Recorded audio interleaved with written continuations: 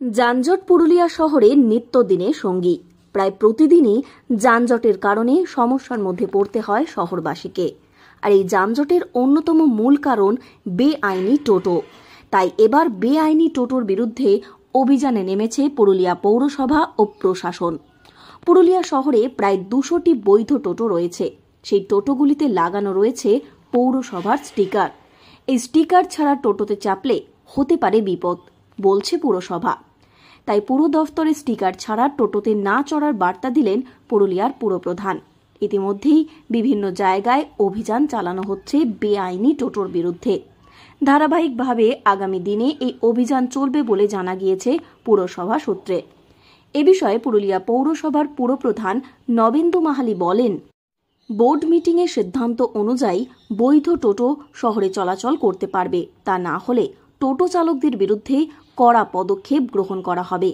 নাগরিকদের কাছে আবেদন, পৌরসভা স্টিকার লাগানো টোটোতে যাতে তারা ওঠে, কারণ সেই সমস্ত টোটোর সমস্ত কাগজপত্র পৌরসভার কাছে জমা থাকছে।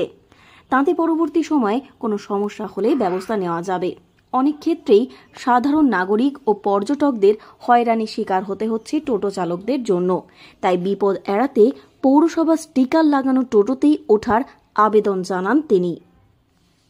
মিটিংয়ে এই নিয়ে আলোচনা হয়েছে। একটা নির্দিষ্ট নিয়ম করে আমরা বলেছি যে আমাদের শহরে এর বেশি পারমিট দেওয়ার কথা নয়। আমরা মূলত বলেছিলাম যে শহরের ক্ষেত্রে কিছু নিয়ন্ত্রণ দরকার। রীতিমতো শহরের টোটোতে যারা টোটোতে চলাচল করবে তাদের স্টিকার, ই রিক্সা তাদের দেওয়া হয়েছে।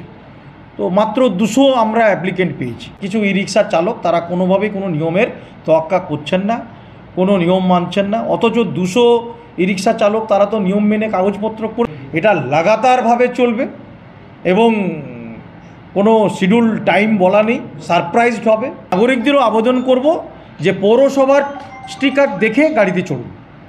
আপনি যখনই কোনো টোটো দেখবেন তখনই সেই টোটো বা ই রিক্সা পৌরসভার স্টিকার লাগানো আছে কিনা, কারণ তার রেজিস্ট্রেশন, তার নাম্বার সমস্ত কিছু আছে। ফলে যদি কিছু ঘটে যায়।